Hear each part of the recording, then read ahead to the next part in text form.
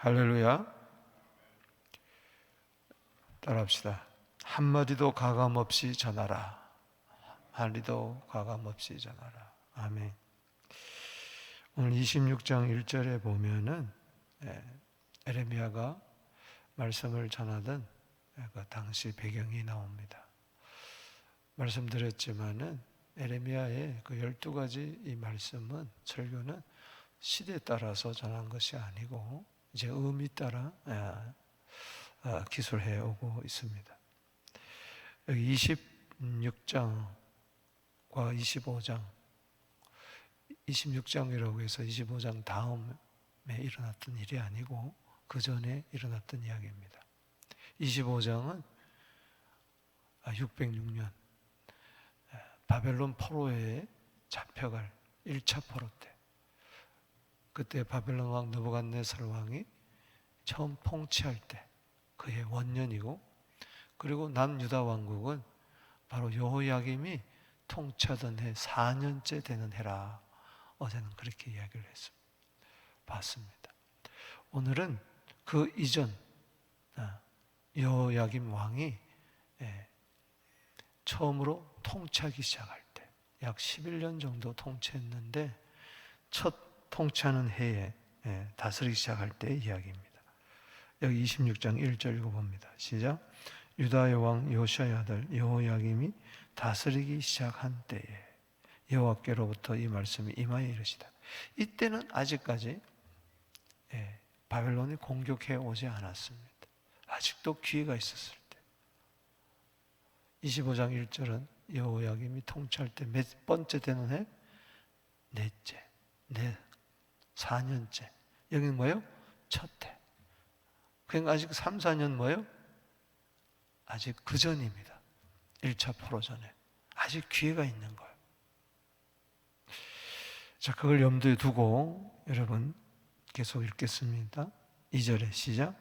여호와께서 이와 같이 말씀하시니라. 너는 여호와의 성전들에서, 여호와의 모든 성읍에서, 여호와의 성전에 와서 예배하는 자들에게 내가 내게 명령하여 이르게 한 모든 말을 전하되 한마디도 뭐요?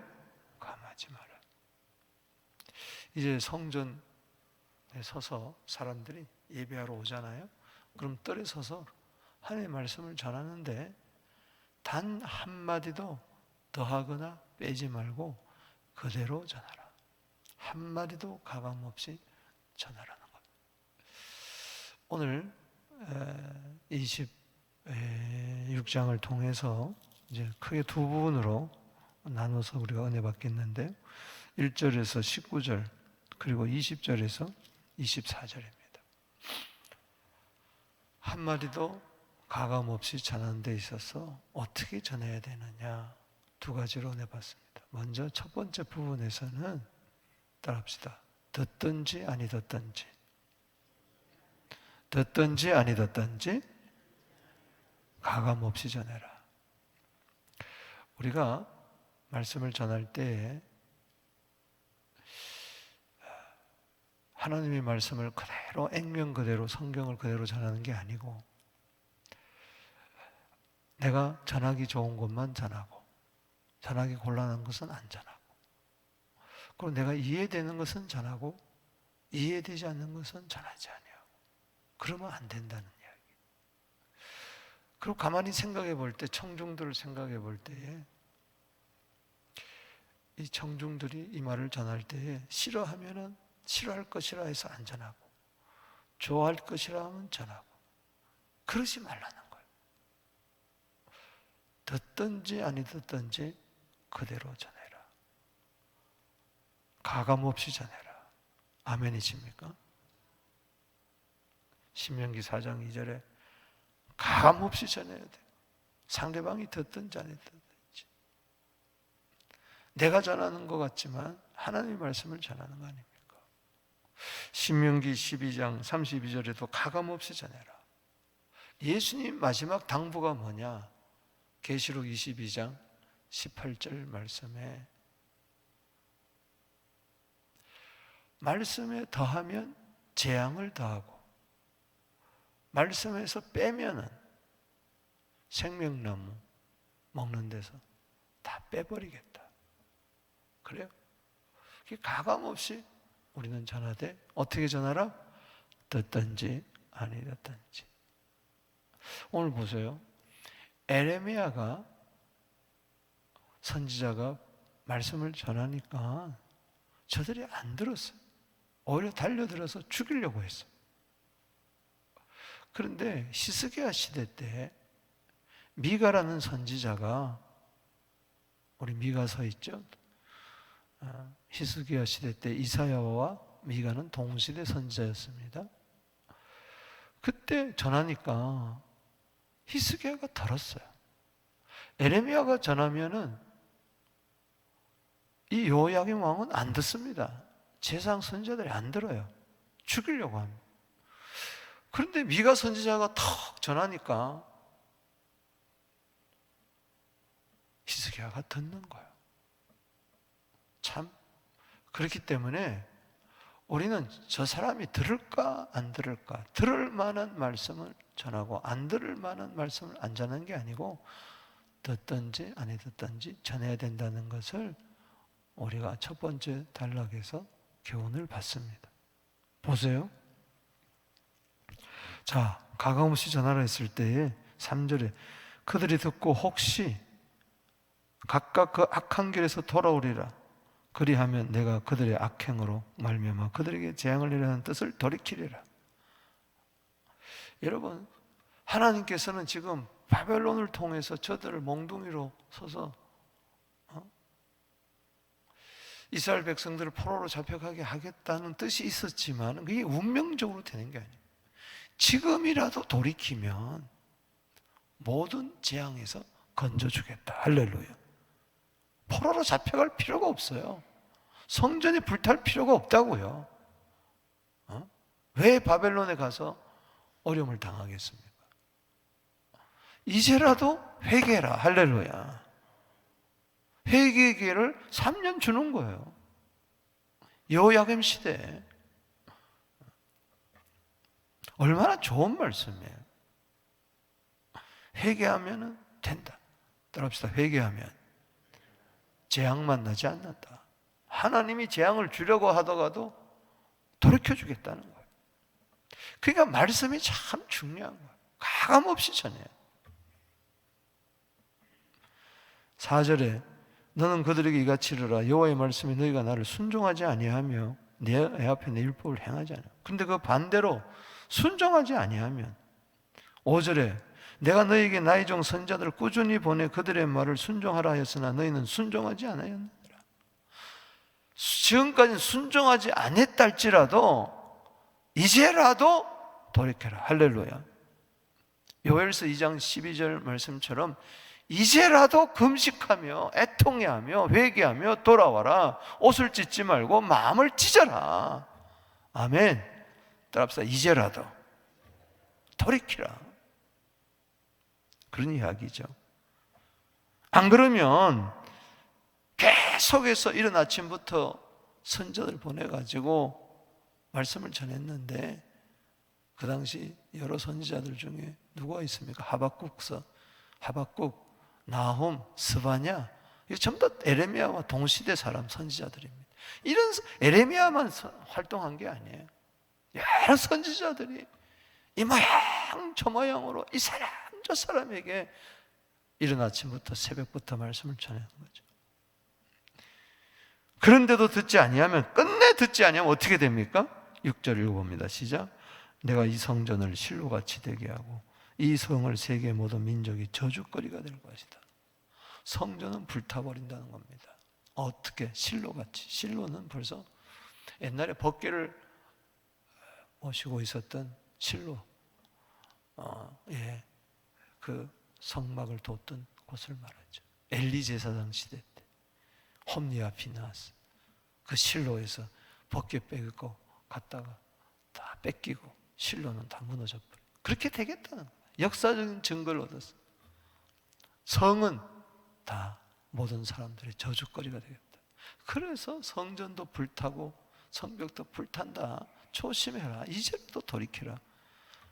그러면은 회개하고 돌아와야 될 텐데, 자, 다 듣고 나서 여기 7절에 에레미야가 성전에서 이 말을 하며 가감없이 전했어요.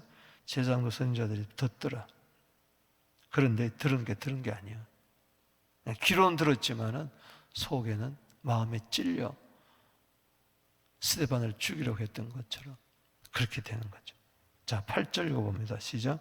에레미야가 여호와께서 명령하신 말씀을 모든 백성에게 전하기를 마침에 제사장과 선지자들과 모든 백성이 그를 붙잡고 이르되 네가 반드시 죽어야 하리라. 가감없이 전했었어요. 근데 결과는 뭐예요? 죽이려고 하는 거예요. 안 듣는 거예요. 네가 반드시 체포한 거예요.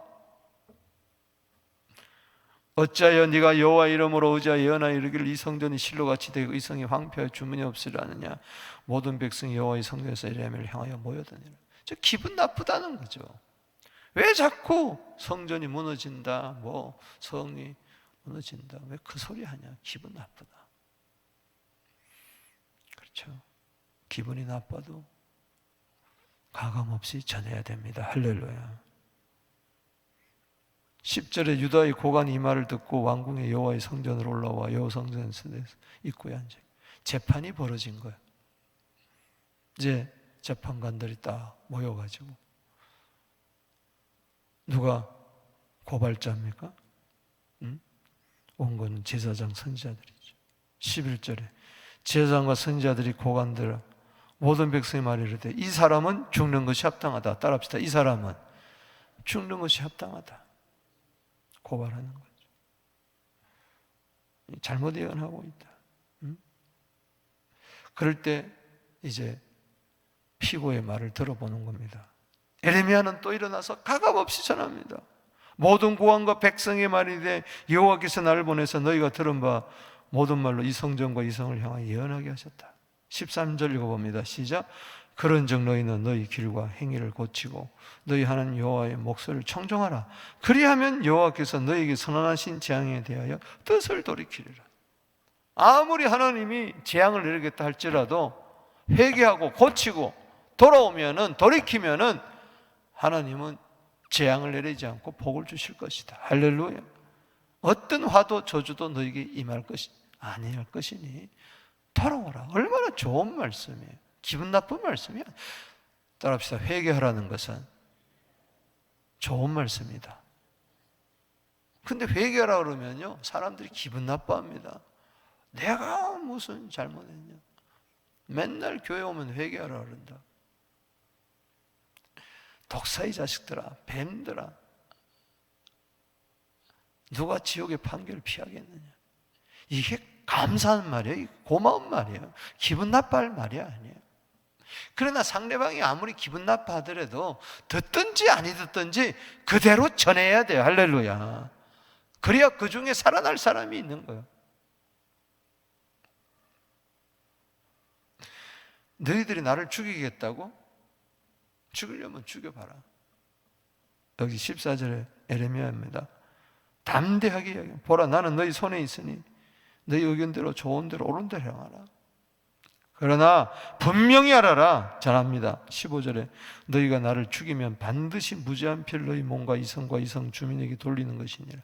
이는 여호와께서 진실로 나를 보내사 이 모든 말을 너희 귀에 말하게 하셨음이라. 할렐루야.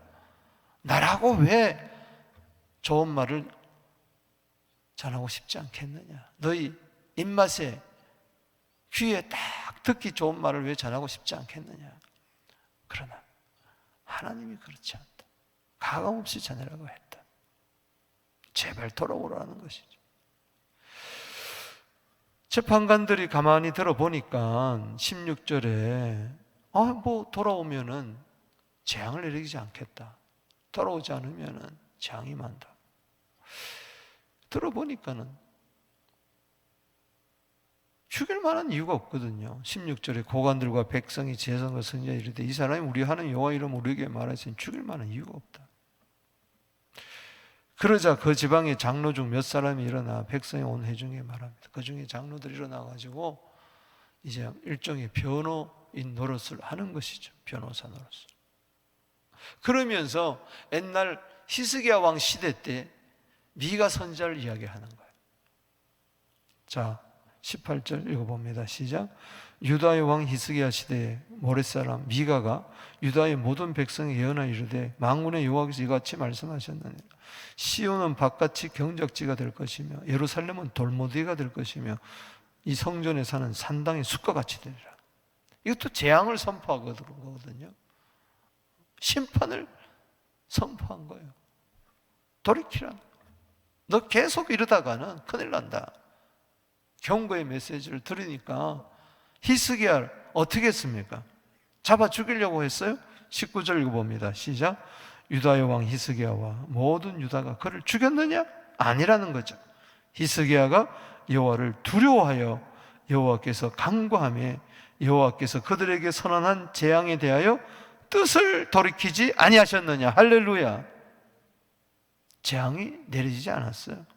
우리가 이같이 하면 우리의 생명을 스스로 심히 해롭게 하는 것입니다. 히스기야처럼 미가 선지자의 말을 듣고 회개하면 재앙을 내리지 않는데 그 반대로 하면은 재앙을 당할 수밖에 없다. 자, 보세요. 자, 저를 한번 주목해 보세요. 자, 가감없이 말씀을 전할 때 에레미야가 전하면은 여호야김 왕 비롯해서 제사장 선지자 죽이려고 했어요. 안 듣습니다. 도무 회개하지 않습니다. 결국 3년 뒤에 쳐들어오잖아요, 바벨론이. 근데 미가가 전하니까 똑같은 하나님의 말씀인데 미가가 전하니까 뭐예요? 히스기야를 비롯해서 돌아오는 거예요. 듣는 거예요. 그러니까 우리는 너무 결과에 상관하지 말아야 된다. 씨를 뿌리기만 하면 된다. 할렐루야. 이 전도했을 때 이 사람이 듣냐 안 듣냐. 만약에 미가 선지자처럼 히스기야가 돌아온 것만 생각했을 때 안 듣지 않으면 낭망할 거 아닙니까? 또 에레미야처럼 생각해서 에레미야는 그렇게 전했는데 사람들이 안 들어왔다 생각하면 나도 전해봐야 뭐 안 된다. 결국은 뭐 망할 텐데 뭐 결국은 저것들 심판받고 지옥 갈 텐데 뭐 전해서 뭐하냐. 그렇게 될 거 아닙니까? 그러나 미가가 전했을 때 히스기야가 돌아온 것처럼 천에 하나 만에 하나 돌아온 사람이 있다는 거예요. 할렐루야. 그 때문에 우리는 몰라요. 저 사람이 들을지 안 들을지 돌아올지 안 돌아올지 그건 나에게 달린 게 아니에요. 나는 그냥 듣든지 아니 듣든지 전하기만 하면 되는 겁니다. 할렐루야. 어떤 교회는 막 목사님이 강단에서 말씀 전하면 아멘 아멘 하고 듣고 회개하고 변화되고 그러는데 어떤 교회는 죽으라고 전해도 안 듣는 거예요. 어떤 성도. 그렇기 때문에 씨를 뿌리는 거예요. 그게 돌짝밭에 떨어지든 가시밭에 떨어지든 길가에 떨어지든 옥토밭에 떨어지는 것도 있으니까. 할렐루야.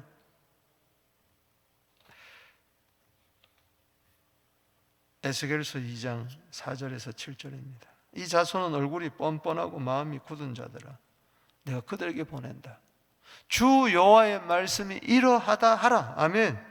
그들은 패역한 족속이라. 따라합시다. 그들이 듣든지 아니 듣든지 아니 듣든지 선지자가 있음을 알게 해라. 6절에 비록 가시와 찔레가 함께 있으며 정갈 가운데 거할지라도 두려워하거나 놀라지 말라. 무서워하지 말라. 2장 7절에 따라합시다. 그들은 심히 패역한 자라.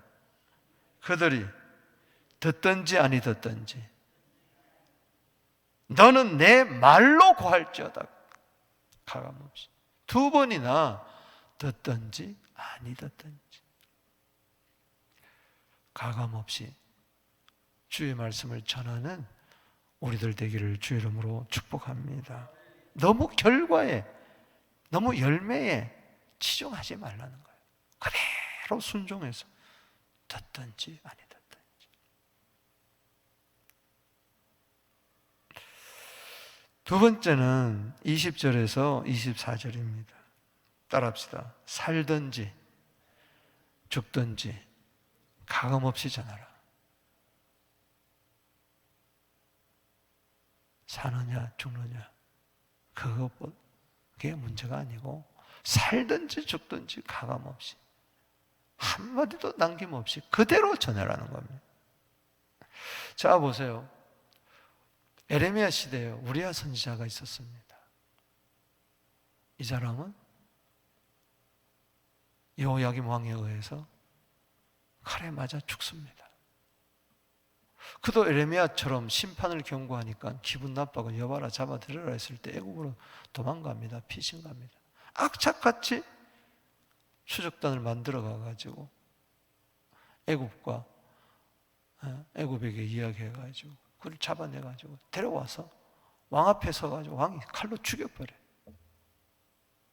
그런데 막상 에레미야는요, 아예감이라는 요시야 시대 때 그 서기관이었던 그 사람 때문에 살아납니다. 똑같은 시대에 똑같은 상황에서 지금 누구는 죽고 누구는 살아나요. 따라합시다. 살든지 죽든지. 사느냐 죽느냐 이게 문제가 아니라니까요. 듣느냐 안 듣느냐 이게 문제가 아니라니까요. 사느냐 죽느냐 이게 문제가 아니고 하나님의 말씀을 가감없이 전하느냐 안 전하느냐 그것이 더 중요한 줄로 믿으시기 바라는 것입니다.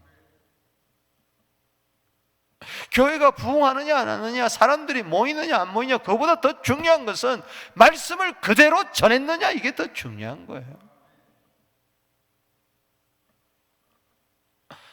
사람들이 귀를 간절히는 그게 중요한 게 아니다. 아파도 전할 땐 전해야 된다. 자, 보세요. 죽습니다. 우리아가. 20절 보십시다. 시작. 또 여호와 이름으로 예언한 사람이 있는데 곧 기라여라임 스마의 아들 우리아라. 그가 에레미야의 모든 말과 같이, 에레미야와 똑같이 이 성과 이 땅에 경고하여 예언했어요. 여호야김 왕과 그의 모든 용사와 모든 고관이 그의 말을 듣고서 왕이 그를 뭐요? 죽이려고 했어요. 우리아가 그 말을 듣고 두려워 애국으로 도망간지라. 피신한 거죠. 그런데 22절에 여호와 왕이 사람을 애굽으로 보내어 악보리 아들 엘라단과 몇 사람을 애굽으로 보내었더니 체포단을 조직해가지고 가서 데려옵니다. 누가 범죄하고 나서 태국으로 갔더니 가서 데려오는 것처럼 데려와요. 23절에 그들이 우리아를 애굽에 연행하여, 애굽에서 연행하여 여호야김 왕에게로 그를 데려오며 왕이 칼로 뭐요? 그를 죽이고 그 시체를 평민의 모지에 던졌어요. 니까짓 게 무슨 선지자냐? 너 맨날 왜 경고하고 기분 나쁘게 재앙을 선포하고 어쩌고 저쩌고 하냐? 죽여버려. 왕 앞에서 칼로 죽여. 그리고 넌 선지자도 아니다 하고 던져버려. 그런데 이와 반하여 동시대 에레미야는 어떻게 됐습니까? 똑같은 상황에 24절에 시작. 사반의 아들 아히감의 손이 에레미야를 도와주어 그를 백성의 손에서 내어주지 아니하여 죽이지 못하게 하니라. 할렐루야. 에레미야는 살아났어요. 아히감 때문에. 왜 하나님께서 우리아는 아히감이나 이런 사람 보내가지고 왜 보호해 주시고 살려주지 못하느냐? 근데 왜 에레미야는 또 아히감의 손을 빌려가지고 사람들로 하여금 죽이지 못하게 해가지고 그가 다시 살아나느냐? 사느냐 죽느냐 그게 중요한 게 아니라는 겁니다. 사명이 더 중요합니다. 할렐루야. 따라합시다. 살든지 죽든지. 살든지 죽든지 뜻대로 하소서. 그게 더 하나님의 뜻이 이루어지느냐. 여러분 사도행전 12장을 보세요. 헤로드 왕 때 예수님의 12제자 가운데 제일 순교자, 첫 순교자가 나옵니다. 누굽니까? 야고보입니다. 칼에 맞아 죽습니다. 사람들이 와 좋아하니까는, 유대인들이 좋아하니까 베드로까지 잡아서 죽이려고 해요. 그런데 베드로는 천사를 보내가지고 감옥에서 나오게 해요. 살아납니다. 똑같은 헤롯 왕에 의해서 베드로는 살려주고 야고보는 왜 하나님이 죽이시느냐? 사느냐 죽느냐 그게 중요한 게 아니고 하나님의 말씀을 전하느냐 안 전하느냐, 그대로 전하느냐 안 전하느냐, 그게 더 중요하다는 겁니다. 할렐루야. 여러분, 요한복음 21장, 그럼 베드로는 안 죽었는가? 예수님이 조반을 차려놓고 베드로를 불러서 네가 나 사랑하느냐 물어보면, 네, 사랑합니다. 내 어린 양을 먹이라.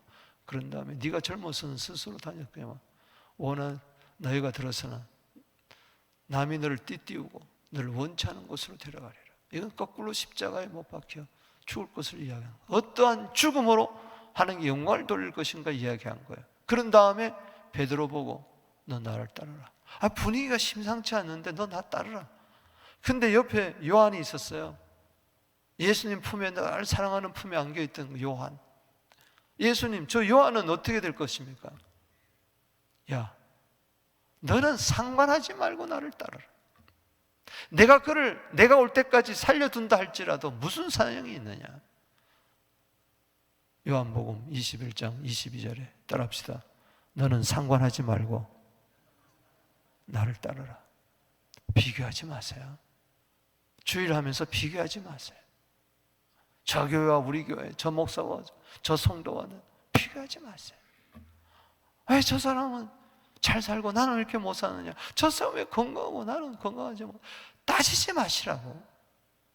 건강하냐 병들었냐, 그보다 더 중요한 것은 말씀대로 사느냐 안 사느냐가 더 중요한 줄로 믿으시기 바라는 것입니다. 내 손에 달려있는 게 아니라는 거예요. 빌립보서 1장 20절에 뭐라고 그랬어요? 전에와 같이 지금도 똑같아. 나는 따라합시다. 살든지 죽든지, 살든지 죽든지 오직 내 몸에서 그리스도만 존귀케 하려 하노라. 왜냐하면 내게 사는 것이 그리스도니 죽는 것도 유익하다. 할렐루야. 예수님의 12제자 가운데 사도 요한만 유일하게 순교당하지 않았습니다. 나머지 11제자는 전부 다 순교당했어요. 사느냐 죽느냐 그게 중요한 게 아니에요. 오늘 말씀을 마칩니다. 우리는 너무 세상 가치관에, 물량주의에, 업적주의에, 여기에 너무 효율적인 이런 계산에 사로잡혀 있었어요. 이 말을 하면은 상대방이 좋아할 거고 이 말하면 안 좋아할 것이다. 이게 교회 안에까지 들어와 가지고 강당까지 형편없게 만들어서 마음대로 못 자는 거. 성도들이 무서워서, 장로들이 무서워서 목사가 말 못하는 거. 이 말하면 저 사람이 시험 들까? 이 말하면 저 말하면 이 사람이 시험 들까? 목사는 성도들의 형편을 너무 잘 알잖아요. 그러니까는 저 목사님 또 나를 치는구나, 또 저 사람을 치는구나. 그럼 설교할 게 없는 거예요. 그냥 일반적인 말만 전하는 거예요. 여러분, 한마디도 강함 없이 전할 수 있는 우리 교회가 되기를 바랍니다. 청중들이 듣든지 아니 듣든지 주의 종이 강함 없이 전하게 하여 주시옵소서. 교인들이 싫어하든 좋든 하나님의 말씀은 이러하다고 전하게 하여 주시옵소서. 강단이 세복되게 하여 주시옵소서. 주의 종들이 살든지 죽든지 가감없이 말씀을 전하게 하여 주옵소서. 살라고 말씀 전하는 게 아니에요. 중요한 것은 듣느냐 안 듣느냐, 사느냐 죽느냐 보다 더 중요한 것은 과연 이 시대에 하나님의 말씀이 가감없이 전해지느냐, 또 성도들은 이 시대에 하나님의 말씀을 가감없이 듣느냐, 들을 수 있는 귀가 있느냐, 이게 더 중요한 줄로 믿습니다. 주여, 가감없이 주의 말씀을 전하고 듣게 하여 주옵소서. 두 손 들고 기도합니다. 듣든지 아니 듣든지 살든지 죽든지 주님 내 뜻대로 마옵시고 주님 뜻대로 하여 주시옵소서. 주 이름 부르며 나갑니다. 주여.